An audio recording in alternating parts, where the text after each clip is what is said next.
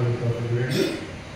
యోగి ఎలా ఉండాలి, యోగి లక్షణం ఏమిటో ఇష్ట ఇష్ట శంకరుడు షా సౌండ్ రావాలి, సౌండ్ కూడా రావాలి. ఇష్ట ఇష్ట ఇష్ట నిశ్చయ నిశ్చయ మయ్యర్పితమనో బుద్ధి మయ్యర్పితమనో బుద్ధి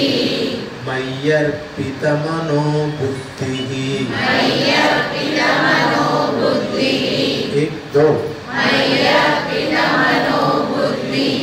एक दो यो मद्भक्तः एक दो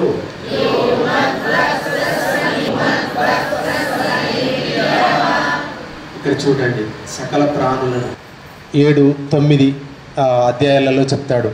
కల్పక్షయే పునస్తాని కల్పాదౌ విసృజామ్యహం. కల్ప అంతము లోపల పరమేశ్వరుడే. అందువల్ల ఇక్కడున్న ప్రాణికోటి మనం ఎట్లయితే వచ్చామో ప్రతి ప్రాణికోటి కూడా భగవంతుని యొక్క అనుగ్రహం వల్లనే, దయ వల్లనే వచ్చింది. అహంకారం 2 కారాలు చాలా ఘాటైనటువంటివి. వీటి నుంచి ఎంత దూరం ఉంటే మనిషి అంత పవిత్రతను అంత స్థానేతి ఏకదా బ్రాహ్మణముపహారతి ఏకదై యజమానస్య ఆదిత్యేదో దదాతి మంగళాగాతన పరైర్మదా కార్యప్రోగమై సర్వైశ్చ పురవైరాచార్యై సత్కృతాయాస్తు మంగళం. జై బోలో గోపాల కృష్ణ భగవానికి మంగళ నీరాజన దీపం సందర్శయామి. దయ ఉంచి ఇట్లా మంచిగా నిర్మాణం చేసి హౌస్ వార్మింగ్ సెరమనీ, ఇంటి గృహ ప్రవేశ కార్యక్రమం పెట్టి అందరిని పిలిపించాడు. మన అందరికి చూపించాలని అందరిని పిలవాలిగా. మంచి భోజనాలు అనేది ఏర్పాటు చేసి వచ్చిన వాళ్ళందరికీ మన టాయిలెట్స్ లాగా ఇంత విశాలంగా ఎక్కడ లేదు, మన దేవాలయం అట్లా ఎక్కడ లేదు, మన మెట్లు ఇట్లా ఎక్కడ లేవు.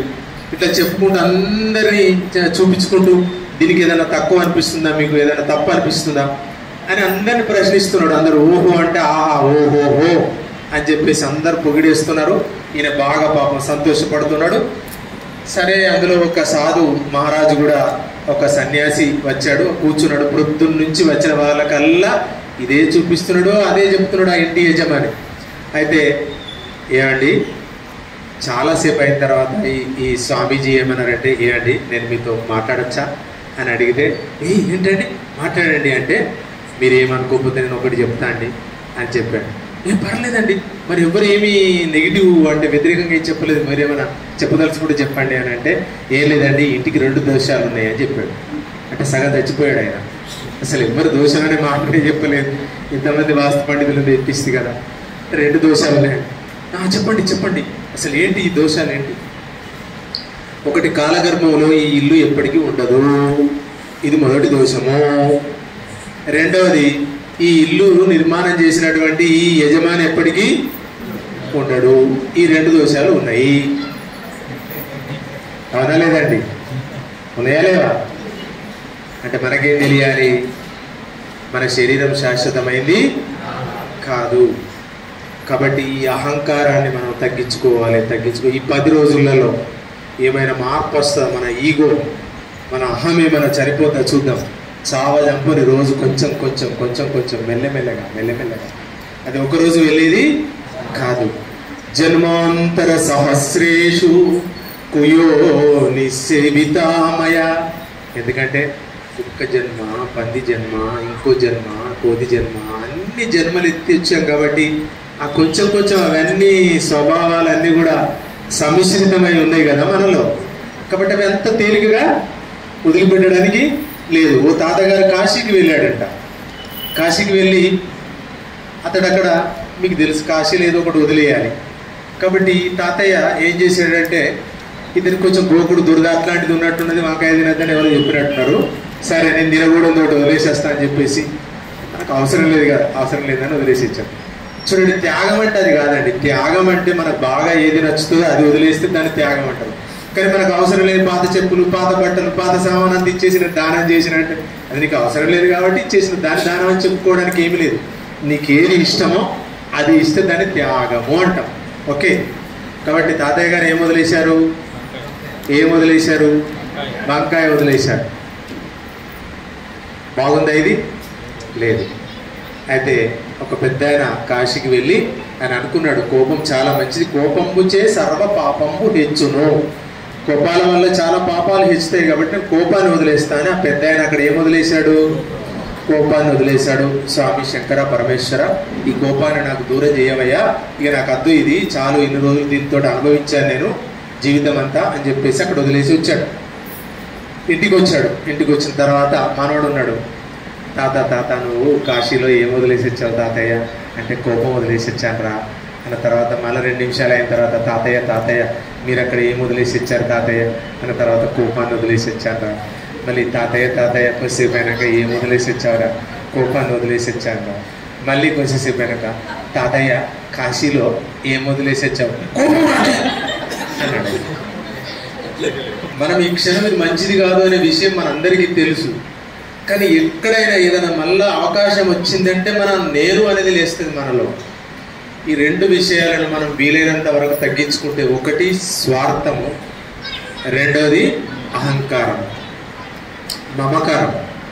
అన్నిటికంటే కారమైన ఈ 2 ఏంటి అంటే, ఒకటి అహంకారము, రెండోది మమకారం. నాది నాకు. ఎంతసేపటికి మనము ఈ విశ్వమంతా, ఈ విశ్వంలో మనము ఒక భాగమే అనే భావన ఉంటే అది దైవత్వ భావన. ఏదైతే నేను నాకు అని జీవిస్తారో అది రాక్షసీ భావన, రాక్షసాంశమును పుట్టినటువంటి వాళ్ళకు ఉండేటువంటి భావన. వాళ్ళ కోసమే జీవిస్తారు, వాళ్ళ కోసమే మరణిస్తారు. దానివల్ల ఈ విశ్వానికి, ఈ లోకానికి కానీ పరమాత్ముడికి కానీ ఏమి ప్రయోజనం లేదు. కాబట్టి ఇక్కడ మిత్రమిహ విద్యతే తత్స్వయం యోగ సంసిద్ధః కాలేనాత్మని విందతి. ఇది 11వ అధ్యాయంలో ఉన్నది. అర్జున, జ్ఞానంతో సమానమైనది ఏదీ లేదయ్యా. ఏమిటి జ్ఞానము? నేనెవరు, నేను ఎక్కడి నుంచి వచ్చాను, మరణం తర్వాత నేను ఎటు వెళ్తాను, నా యొక్క స్థితి గతి ఏమిటి, ఇలా మంచి చెడుల యొక్క విచక్షణ కలిగి ఉండడమే జ్ఞానము. కాబట్టి జ్ఞానంతో సమానమైంది ఏదీ లేదు అర్జున అని భగవానుడు సెలవిచ్చారు. ఇక్కడ మనం తెలుసుకోకుండా, అది యజ్ఞము కావచ్చు, పూజ కావచ్చు, జపము కావచ్చు, అందుకే చెప్తారు పెద్దలు, అర్థము లేని చదువు శ్రేయోహి జ్ఞానమభ్యాసాత్ జ్ఞానాధ్యానం విశిష్యతే. అభ్యాసం ద్వేష్ట సర్వభూతానాం అద్వేష్ట సర్వభూతానాం ఇక్దు మైత్రః కరుణ ఏవ చ. కరుణ అనే ఇక్కడ అనా సౌండ్ రావాలి. మైత్రః కరుణ ఏవ చ. ఇక్దు సుఖ క్షమే. మరోసారి అద్వేష్ట సర్వభూతానాం